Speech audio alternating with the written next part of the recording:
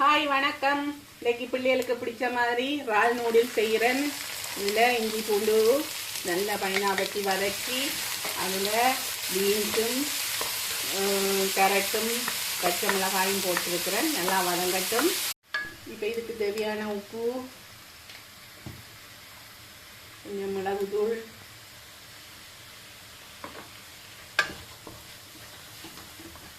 இப்போ இதில் நான் இறால் பொரிச்சு வச்சிருக்கிறேன். இதையும் சேர்க்க போகிறேன்.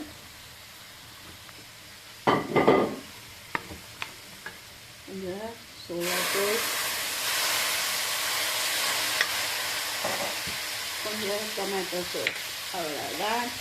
இனிமேல் நூடுல்ஸை போட்டு மிக்ஸ் பண்ண போகிறேன். சுவையான இறால் நூடுல்ஸ் தயாராகிட்டுது. உங்களுக்கு எப்படி செய்கிறேன்னு விவரமாக வேணுமெண்டா நான் ஏற்கனவே சீ ஃபுட் நூடுல்ஸ் போட்டிருக்கிறேன். இந்த பதிவில் போய் பாருங்க. வாவ்!